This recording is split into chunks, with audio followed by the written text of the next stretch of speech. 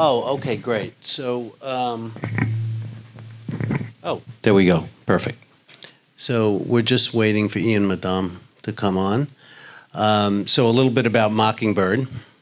This is another one of those, like I said about Sensifree before, sometimes there are certain things, I don't never have favorites, but you got, you know. So my last company was for informaticists who started a provider data management and credentialing platform. And as I told you, my first company was one of the first online continuing education companies. And Mockingbird is kind of a combination of the two in a more comprehensive solution years later. And a much better iteration of what we created. So when I first saw it, I said, oh my God, this is right up my alley. So I was very excited about being able to bring them into our accelerator. I guess we're just waiting for Ian to show up. There he is. Ian. Whoop, I think you're still, try now. Oh, there you are. Good to see you. I was in as an attendee, so they had to switch me over. Oh, gotcha. Yeah, I've done that a couple of times over the last 2 days. I was just giving a little intro and my background and how I was so interested in what you guys were doing. So this is so Ian's going to give us an update and a brief intro about Mockingbird. Thank you, Gary, and thank you, everybody. Sorry I couldn't be there. I was at the Orthopedic Academy and had to get back back to Rhode Island, so thought it was best to show my face on the screen. So I appreciate everything that the Global Health Impact Network has done. This accelerator has been great. There's been a lot of great educational talks, and the feedback that we've been able to go through for this has really helped us just hone in and really just kind of refine our message and even rethink of some of the things that we're doing. I am lucky to have two of our teammates in the audience, Stacey Harris, our Chief Revenue Officer, and Judy Chang, our Chief Marketing Officer. So I appreciate them taking the time. They both are West Coast teammates, so they drove up for the event. So thank you. Again, my name is Ian Madame. I'm an orthopedic spine surgeon, co-founder and CEO of Mockingbird. And every year I'm pulled further and further away from the reason that I became a surgeon, which is to take care of patients. In fact, if you look at it, 70% of what a doc's day involves, it's non-clinical work. My question is, there's all these tools being created. Where are the tools that help me get back to doing the things that are most important? If you look at the life cycle of just trying to practice, right? A healthcare provider has to obtain an initial license in a state and then become credentialed in that state to deliver care. However, once that credentialing is complete, nothing happens in the current state. All of the required education to fulfill the needs that need to be completed before re-credentialing, that's the clinician's problem. And my question is it? What if they're out of compliance and they deliver care? Whose problem is it really? What if you put a tool in my hands that helped me manage all of my requirements for credentialing? And what if that tool also actually brought relevant education, professional education that achieved the goal of lifelong learning, which is what I went into healthcare to do, not just to check a box?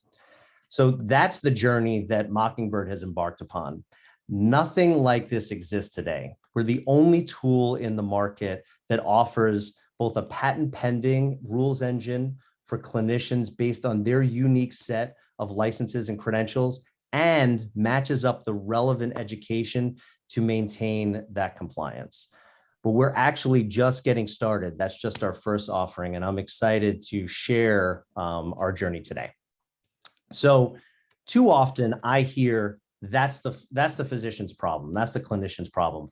When we bring up challenges like, how do you keep licenses and credentials up to date just so that we can do our job? Or how do we find time to actually learn new and relevant material to implement into our practice?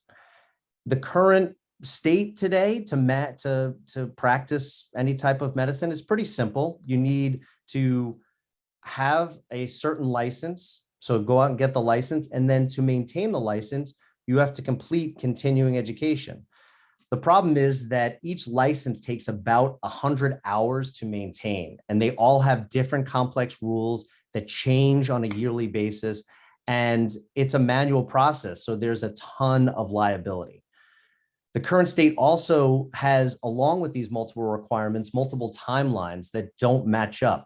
You have administrators running around practices and hospitals chasing docs and other healthcare clinicians down just to maintain documentation and have a semblance of compliance. These administrators are tracking their clinicians on spreadsheets still, without any confidence that the information that they're collecting is accurate or even relevant. Like, is the stuff even required? So the solution is Mocingbird, what we've developed.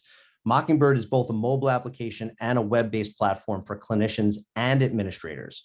Our current user types are MDs, DOs, PAs, NPs, and RNs, and we have plans even this year to continue to expand to the rest of medical professionals. But our UI and UX is nothing like clinicians are used to, because it was actually built for them and by them. How many times have the clinicians in the room felt like, oh, here's another piece of software that looks like nothing that is user-friendly to me? We take that very seriously at Mocingbird. As I mentioned earlier, this is the life cycle for licensing and credentialing, and there's a massive gap right in the middle from the time that the clinician becomes credentialed until the time that they have to re-credential. And Mocingbird essentially fills that gap.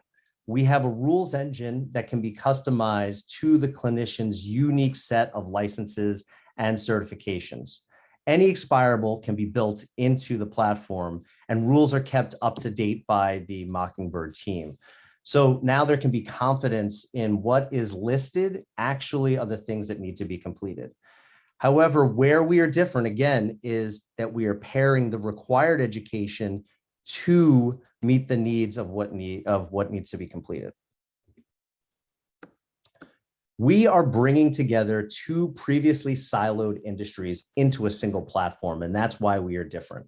We partner with credentialing companies and are in the process of making those partnerships integrations.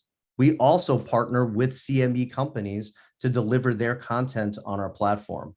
Our goal is just to reduce the frictions so that our users, and give administrators real oversight and engagement with the workforce that they manage. Mocingbird currently offers the compliance product that we've just talked about, and we're preparing to offer a credential renewing product with all of the clinicians' data that already lives on the platform. However, our roadmap moves beyond what the clinician needs to learn, and we are moving pretty quickly into what the clinician wants to learn for their patient or needs to learn for their patient, not just for the requirements they need to fulfill. Using data feeds such as quality metrics, patient-reported outcomes, ICD-10 codes, even individualized provider taxonomy, along with consumption data on how, when, and why people learn, we'll be able to deliver individualized continuous education to meet every clinician's needs. We are seeing the best market penetration and the quickest sales cycle in the digital health space because the need is most acute. Our platform was built with our compliance product and our CME distribution as the main offerings right now. However, Mocingbird has positioned itself to offer additional products on the platform that target this personalized professional education and to offer data analytics around the variety of clinician engagement metrics. We're a SaaS company, and we are out in the market as a B2B offering. We currently have just over 200,000 in ARR, and we have an opportunity of 1.8 million in ARR at full rollout of the organizations that you see listed below and others. We currently have 17 enterprise clients, and 1/3 of our clients are already in the traditional healthcare enterprise space. although we have had the greatest traction in the digital health space, we are starting to see additional traction in those traditional healthcare companies. We went to market in 2020, coming out of the pandemic, which is pretty challenging. About 1 year ago, we signed our first contract, but over the past 5 months, we have seen significant growth each month with the number of customers and users coming on to the platform. This is what we're actually most excited for, the future, and really the near future. We're excited about this, our sales funnel. We are in advanced discussions with all of these organizations that you see on this slide. Currently, 20% of our sales qualified leads are being closed as customers, which we're pretty proud of. So what's the ask? So over the next 3 months, we are looking to go for a Series A investment. At the time of the investment, we expect to have $1.5 to $2 million in ARR. And our plan is to use 75% of the funds from this $10 million investment in the Series A to put into the product development. The additional products that we want to deploy, as we just talked about on the platform, are that personalized education experience, employ machine learning as part of that product, and drive clinician engagement. We will also invest in growing our sales and marketing capabilities, and also additional investments in our IP strategy.